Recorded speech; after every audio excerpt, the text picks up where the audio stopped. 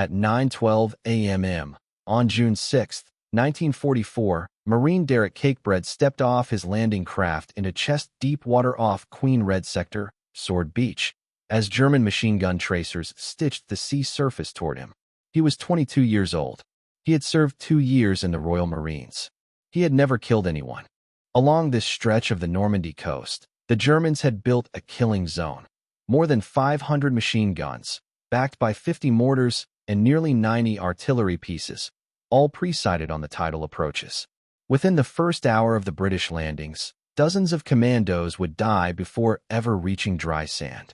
Cakebread was not supposed to be here. 2 years earlier, he had been cutting hair in Tottenham, North London. Factory workers, shopkeepers, pensioners who wanted their sideburns trimmed just right. He had steady hands, sharp eyes. He noticed details others missed. None of that mattered when his conscription papers arrived in March 1942. Britain needed men. The Royal Marines took him because they needed bodies. Cakebread reported to the 5th Battalion, Royal Marines, expecting to become another anonymous rifleman, marching, drilling, firing on command. Then something unexpected happened. One morning in late 1942, the quartermaster handed Cakebread a wooden crate and told him to sign for it. Inside was an American pattern 1914 sniper rifle, fitted with a telescopic sight. Cakebread hadn't volunteered. He hadn't requested special duty. Someone had simply looked at his records and made an assumption. A barber. Steady hands. Attention to detail. Perhaps he could shoot. Within days, Cakebread was on a truck heading for Penally, South Wales, home to the British Army's sniper school. The other trainees were infantrymen, hunters, competitive marksmen. Cakebread was a North London hairdresser who had never fired a rifle at anything beyond a paper target. The instructors didn't care. For 6 weeks, Cakebread learned a new profession, one that had nothing to do with barbering and everything to do with killing, zeroing and grouping, judging distance by eye alone, reading wind from grass, trees, drifting smoke. They blackened their faces with mud, draped camouflage nets over their helmets, shot at targets between 100 and 500 yards, learned that a sniper didn't fire twice. He waited, calculated, fired once. Cakebread discovered he was good at waiting. Years standing behind a barber's chair, hands working automatically while his mind stayed calm, had trained him to remain still for hours. Eyes that once spotted uneven hairlines across a crowded room now detected movement where others saw nothing. By the end of the course, he ranked among the top marksmen in his class. But training meant nothing without combat. In 1943, the 5th Battalion Royal Marines was disbanded. Its men were scattered into new units forming for the invasion of Europe. Cakebread was assigned to 45 Royal Marine Commando, an elite assault unit trained for operations regular infantry couldn't survive. Commandos needed snipers. In November 1943, Cakebread arrived at Achnacarry, deep in the Scottish Highlands, for the infamous Commando Basic Course. Men failed. Men quit. Men died in training accidents. Live ammunition was used. Mistakes were fatal. Cakebread passed. After Achnacarry came advanced training. Deer stalking with Scottish gamekeepers, moving through wilderness without leaving tracks, lying motionless for hours in freezing rain, killing a target and disappearing before anyone knew a shot had been fired. By spring 1944, Marine Derek Cakebread was assigned to 45 Commando's Sniper Section, part of the 1st Special Service Brigade. His brigade commander was Brigadier Lord Lovat, one of the most recognizable officers in the British Army. On June 5, 1944, Cakebread boarded a landing craft infantry at Warsash. He cleaned his rifle one final time, a Lee Enfield No. 4 MKI-T with a No. 32 telescopic sight. The scope offered 3.5 times magnification. The rifle could place 7 rounds inside a 5-inch circle at 200 yards. By dawn, he would learn whether that mattered. The landing craft grounded at 9:08 a.m. The ramp dropped into 4 feet of churned water. Cakebread went over the side with his rifle held above his head as waves shoved him sideways and explosions hammered the surf. Sword Beach was supposed to be secure. It wasn't. German machine gun crews had survived the bombardment inside concrete bunkers. Mortars detonated in the shallows.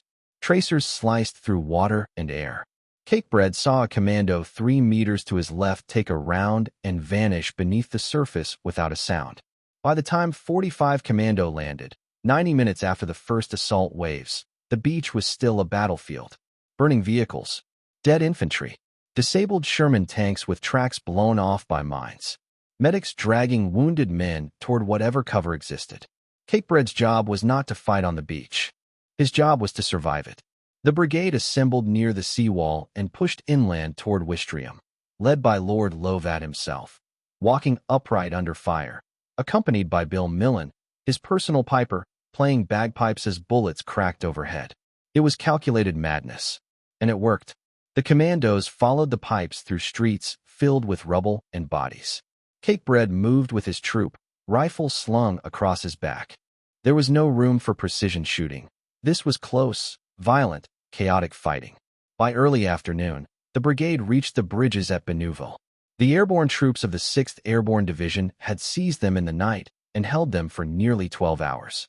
Lord Lovat apologized for being 2.5 minutes late.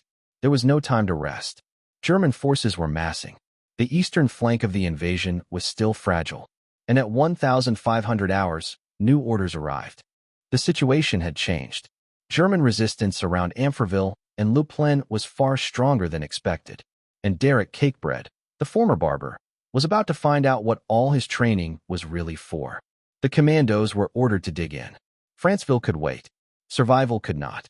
Instead of pushing east to the coast, 45 Commando established defensive positions on the high ground east of the Orne River. Cakebread's unit occupied ground near Château de Damville, a stone manor overlooking open farmland and hedgerows that offered long fields of fire and no forgiveness for mistakes. To the east lay Breville-les-Monts, still firmly in German hands. To the south, fewer than 200 exhausted paratroopers of the 9th Parachute Battalion clung to Château Saint-Come, surrounded and under constant pressure. The British had created what planners called the Orne bridgehead, a narrow wedge of territory roughly 5 kilometers deep and 8 kilometers wide. Inside it stood 12,000 British troops facing elements of 3 German divisions. For the next 3 months, this small patch of Norman farmland would become one of the deadliest places in Europe.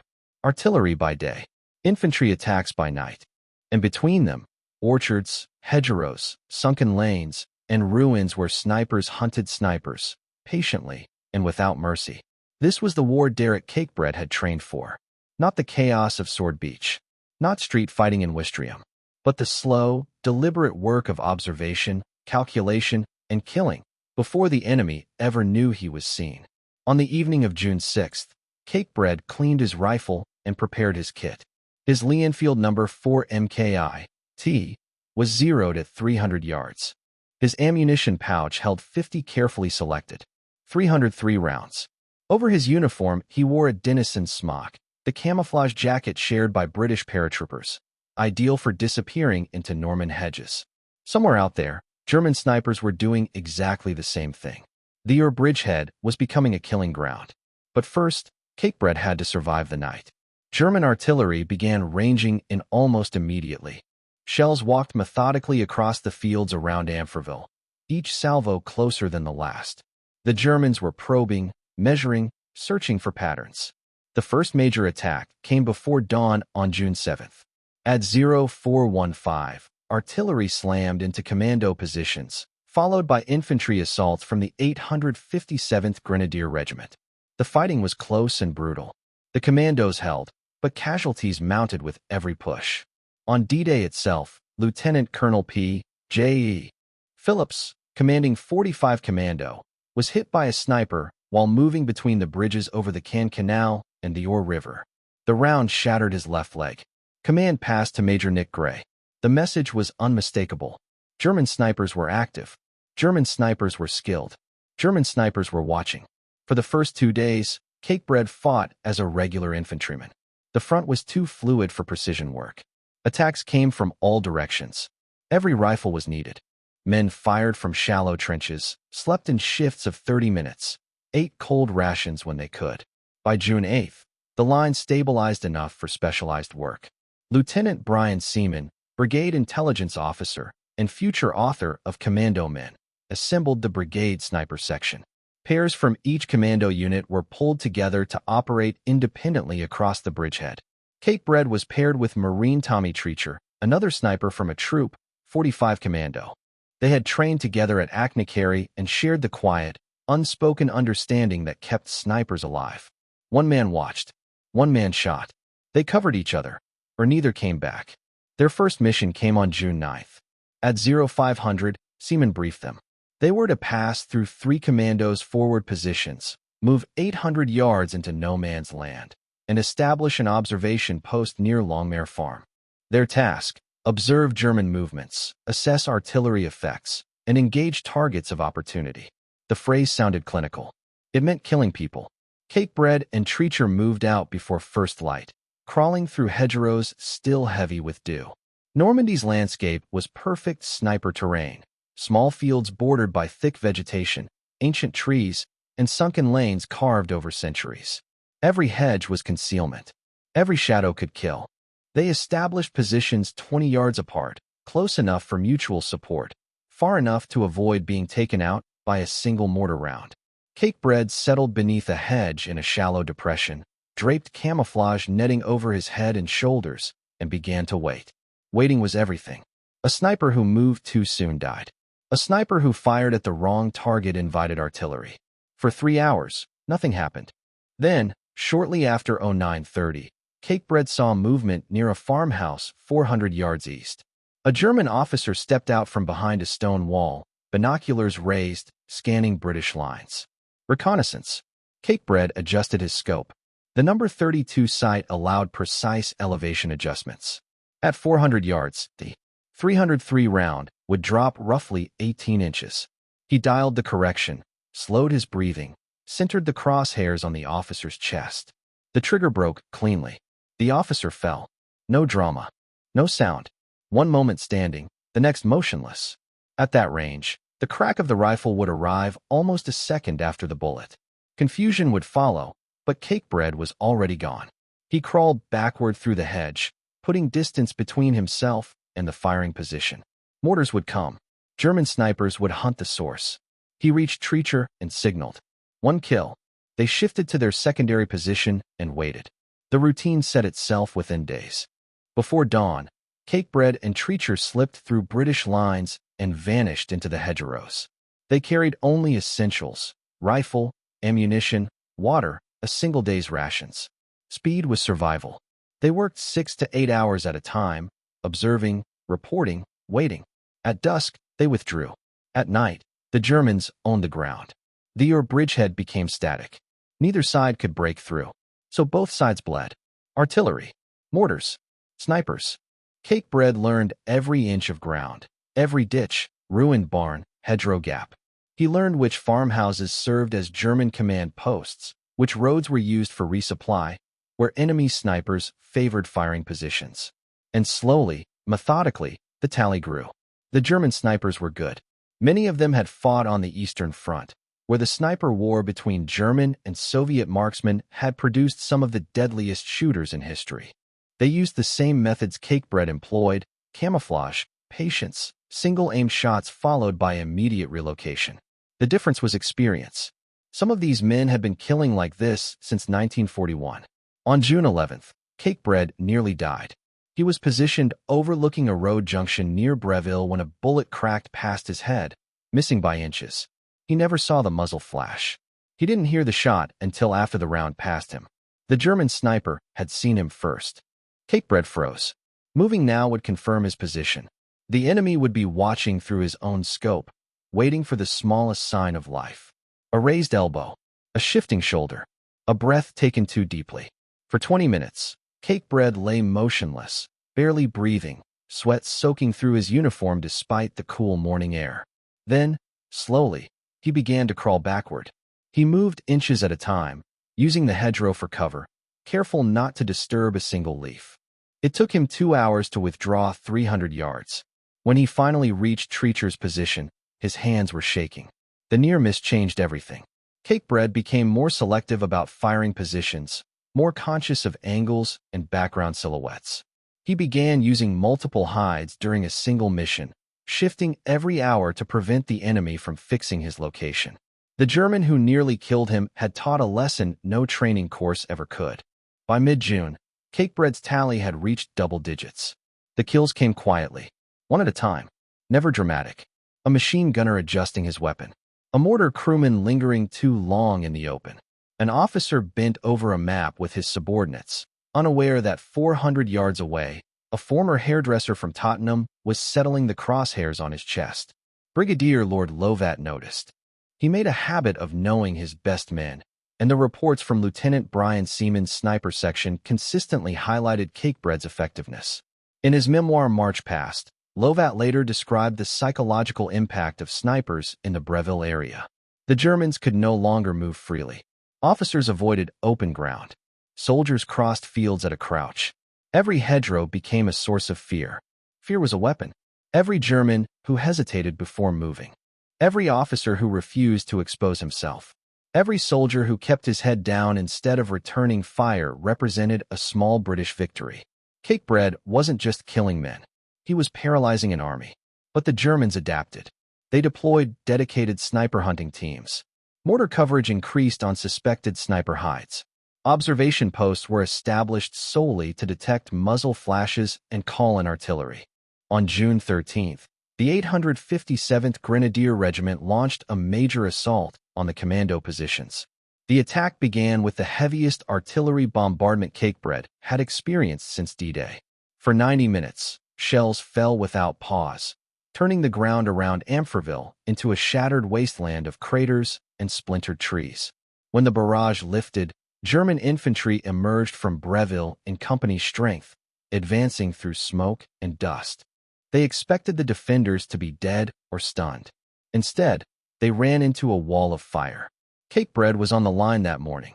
There was no time for careful shots, no opportunity for sniper work.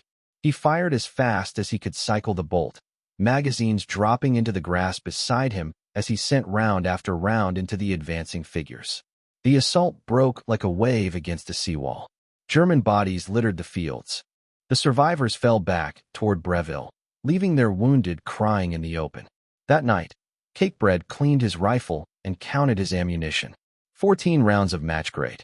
.303, 40 rounds of standard ball. Not enough for another assault like that. Resupply was overdue. No one knew when more would arrive. And somewhere beyond the perimeter, German snipers were already preparing for tomorrow. The Battle of Breville began that night. The village sat on high ground overlooking the entire or bridgehead. From there, German observers could direct artillery onto the bridges at Benouville, the glider landing zones at Ranville, and the commando positions around Ampferville. As long as Breville remained in German hands, the bridgehead was exposed. Major General Richard Gale, commanding the 6th Airborne Division, ordered the village taken. Every available unit was committed. The 12th Parachute Battalion, D Company of the 12th Devonshire Regiment, a squadron of Sherman tanks from the 13th/18th Royal Hussars, 3 field artillery regiments, a medium regiment, and divisional guns.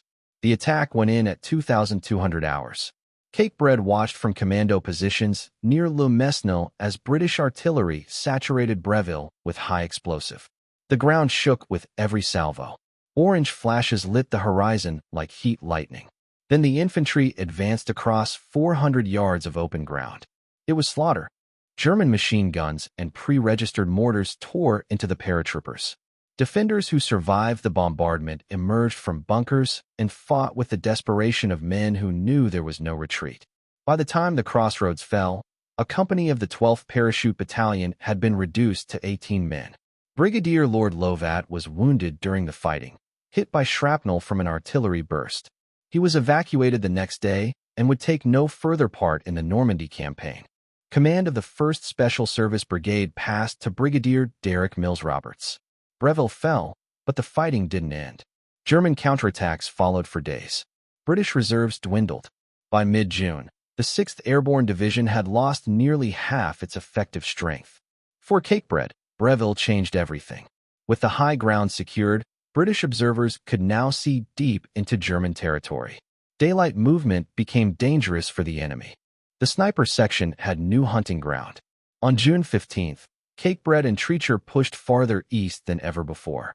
They passed through the ruins of Breville, still littered with bodies and burned-out vehicles, and established a hide overlooking the road to Orne. German reinforcements had to use this route. At 0945, a German Kubelwagen sped past, trailing dust. Cakebread tracked it, but held fire. One vehicle wasn't worth exposure. 20 minutes later, a convoy appeared. 3 trucks packed with infantry, escorted by an armored car. They were bunched too closely. Cakebread aimed at the lead driver. The shot was clean. He worked the bolt and fired again before the first round landed. The truck veered off the road and crashed into a ditch. Soldiers spilled out, confused, scrambling. Cakebread and Treacher were already moving. They vanished into a drainage channel, crawling back toward British lines as German soldiers fired blindly into the hedgerows. By late June, Derek Cakebread's confirmed kills had passed 20. A barber from Tottenham had become one of the most lethal snipers in the entire 1st Special Service Brigade. Other marksmen in the brigade sniper section were skilled, some exceptionally so. But few matched Cakebread's patience, his ability to lie motionless for hours, his instinct for knowing when to shoot and when to remain unseen. The Germans knew someone was out there. They did not know his name. They never saw his face. But they recognized the pattern. Single shots from impossible distances. Officers and NCOs struck with precision. No warning. No reaction time. No opportunity to strike back. The shooter was gone before the echo of the rifle faded. They called him a ghost. They called him a devil. German units doubled guards around command posts. Officers were forbidden to carry maps or binoculars in the open. Movement across fields was restricted. None of it worked. Cakebread kept hunting. The hedgerows of Normandy had become his barber shop, and he was giving the Germans the closest shave of their lives. But the static war could not last forever. By early July, the Allied breakout was coming. Operation Goodwood would soon send British armor crashing through German lines east of Caen. When the front began to move, the careful, methodical work of the sniper would give way to chaos. The question was whether Cakebread would survive long enough to see it. July brought rain, mud, and the grinding continuation of the same war. The Orne bridgehead remained a pocket of British-held ground surrounded on 3 sides by German forces determined to crush it. Every day brought artillery duels. Every night brought patrol clashes. Every hour carried the threat of a counterattack that never quite came. Cakebread's routine continued. Before dawn, move out. Find a position. Watch. Wait. Kill. If the opportunity allowed, withdraw before dark. Sleep for a few hours in a slit trench. Repeat. The physical toll was severe. Weeks of sleeping in wet holes, eating cold rations, and maintaining constant vigilance reduced the commandos to exhausted shadows of the men who had landed on Sword Beach. Cakebread had lost weight he could not afford to lose. His uniform hung loose. The smells of cordite, mud, and unwashed bodies became so familiar he no longer noticed them. But the killing continued. On July 3rd, Cakebread observed a German sniper establishing a position in a ruined barn roughly 500 yards from the British line. The man was good. He moved carefully, used cover well, took his time selecting the hide. Under different circumstances, Cakebread might have respected the fieldcraft. Instead, he watched. The Germans settled in and began scanning the British perimeter, his focus fixed forward. He never considered the possibility of another sniper watching from the flank. Cakebread waited until the man raised his rifle. At that moment, the enemy's attention narrowed. Awareness faded. Peripheral vision vanished. Cakebread fired. The round struck the German sniper through the temple. He collapsed forward over his rifle and did not move again. It was Cakebread's 23rd confirmed kill. The sniper war within the sniper war claimed another casualty. By mid-July, the situation in Normandy shifted dramatically. The Americans broke out of the bocage near St. Lo, driving south into Brittany. On July 18th, British and Canadian forces launched Operation Goodwood, sending 3 armored divisions into German defenses east of Caen. The static war was ending. For the men of the Orne bridgehead, Goodwood meant relief was coming. Fresh divisions would pass through their positions. The exhausted commandos and paratroopers who had held the line since D-Day would finally be withdrawn. But first, they had to survive the German response. The enemy understood what Goodwood meant. If British armor broke through, The German position in Normandy would collapse. Reserves were rushed forward. Panzer divisions were committed piecemeal, not for counterattack, but simply to hold. Fighting around the bridgehead intensified. On July 20th, Cakebread was operating near to Frevel when German artillery caught his patrol in the open. The barrage came without warning. Shells fell in a saturation pattern, designed to fill the area with shrapnel. Cakebread dove into a crater, pressing his face into the mud as explosions walked across the field. When the shelling lifted, he raised his head. Treacher was lying motionless 20 yards away. A fragment had torn through his shoulder. Blood soaked his uniform and pooled in the churned earth beneath him. Cakebread crawled to his partner, applied a field dressing, and began dragging him back toward British lines. It took 2 hours to cover 600 yards. They moved in short bursts between craters, freezing whenever German observers might be watching. Treacher survived. He was evacuated to England and would recover, but he would not return to Normandy. Cakebread had lost his spotter, his partner. The man who had watched his back through 6 weeks of the most intense fighting either of them had ever known. A new partner was assigned within days. The war did not pause for grief. There were still positions to observe, still Germans to kill, still intelligence to gather. The breakout accelerated, and the commandos prepared to move again. On September 7, 1944, the 1st Special Service Brigade was finally withdrawn from France. They had fought for 93 consecutive days, from Sword Beach to the pursuit across the Seine. Over 800 casualties, nearly 40% of the brigade's strength. Cakebread boarded the transport ship at Southampton with his rifle slung over his shoulder and his kit bag in hand. Behind him lay the hedgerows, the ruined villages, the fields where he had learned how to kill with a precision that still unsettled him. Ahead lay rest, retraining, and another campaign. The war was not over. Germany had not surrendered. But for now, Marine Derek Cakebread was alive. More than 30 German soldiers were not. And somewhere in the records of the 1st Special Service Brigade, his name was being added to a very short list. Men who had mastered the deadliest craft of modern war and lived long enough to walk away from it. The transport docked at Southampton on September 8, 1944. Cakebread stepped onto English soil for the first time in 3 months, carrying equipment that weighed half what it had on D-Day. Everything non-essential had been discarded, lost, or destroyed. What remained was a rifle, ammunition, and knowledge earned the hard way. The commandos moved through processing camps, Porth, East Barracks at Southsea, then Bexhill on the Sussex coast. Garrison life felt unreal. Hot meals, clean uniforms, beds with mattresses. Cakebread slept 14 hours his first night and woke disoriented, reaching for a rifle that wasn't there. 45 Commando had landed with 450 men. Fewer than 300 returned. Replacements arrived, young Marines fresh from training, full of questions. They looked at Cakebread differently. He answered honestly. Combat wasn't glory. Combat was waiting. Combat was fear. Combat was killing men who had done nothing to you personally. There was no hatred in it. No satisfaction. Only the job, done efficiently. Repeated until someone told you to stop. Or until someone killed you first. The weeks in England passed slowly. Training resumed, but it felt hollow. Men who had survived Normandy practiced amphibious landings on beaches that looked too familiar. They fired on ranges at targets that did not fire back. They rehearsed drills they had already performed under live ammunition in real killing grounds. Everyone knew the orders were coming. They arrived in January 1945. The 1st Special Service Brigade, now redesignated the 1st Commando Brigade, was deploying to the Netherlands. The war had stalled in the flooded lowlands along the Maas River. Conventional infantry struggled to operate in terrain submerged by icy water and broken by narrow dikes and canals. Commandos were needed. On January 14th, Cakebread boarded a transport at Tilbury Docks. The crossing to Ostend took 18 hours through winter seas violent enough to send unsecured equipment crashing across the deck. From there, the brigade moved forward by truck through a landscape of frozen fields and shattered villages. This was a different war from Normandy. The ground was frozen solid, or flooded. Snow covered the fields, outlining every movement in stark contrast against the white terrain. The Germans had been fighting for 5 years and showed no sign of surrender.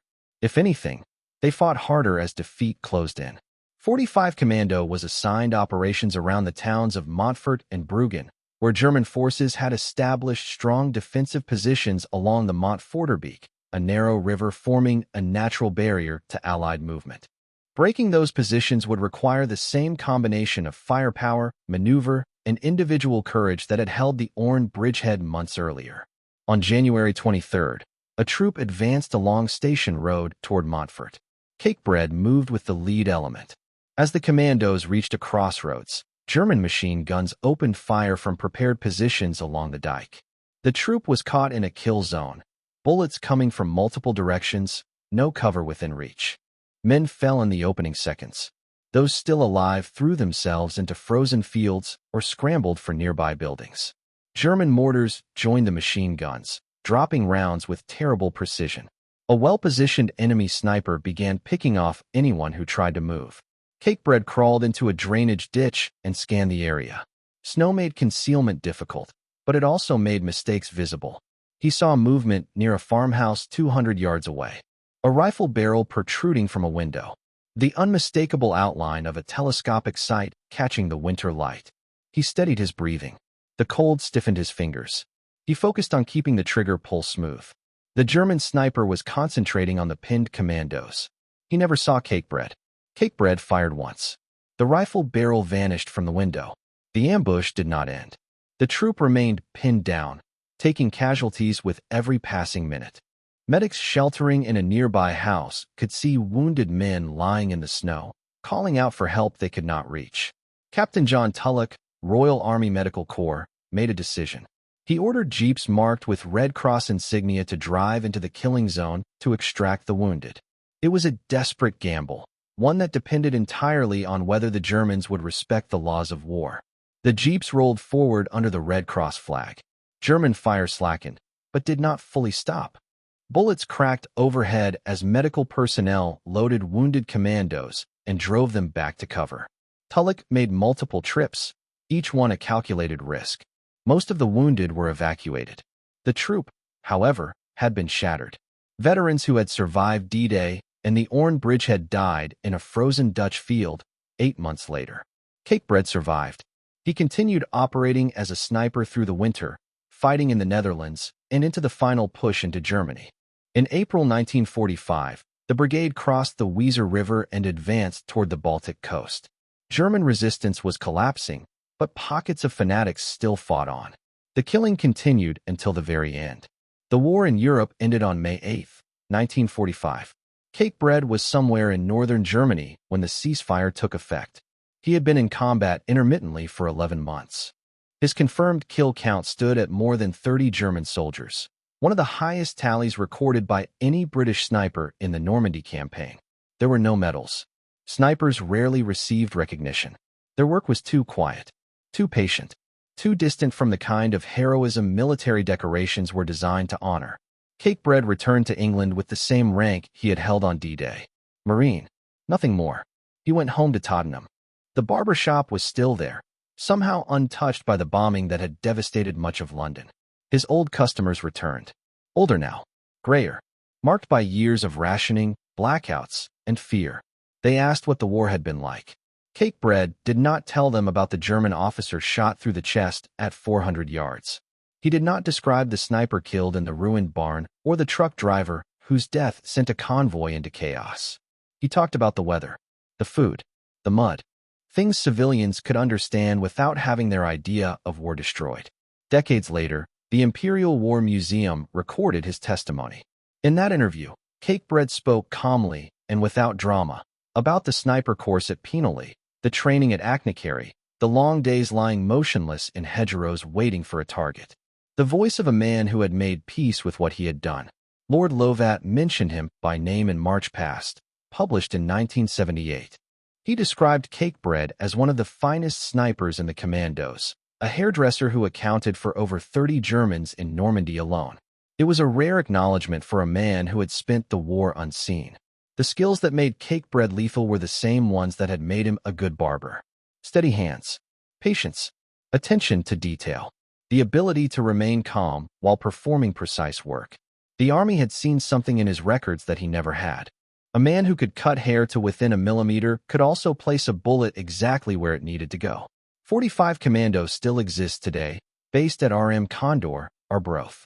The men who wear the green beret now train with weapons and technology Cakebread could never have imagined. But the fundamentals remain unchanged.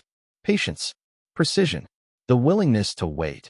Hours, days, weeks, for the moment when a single shot changes everything. That was Derek Cakebread's war. And when it ended, he put the rifle down and picked up the scissors again.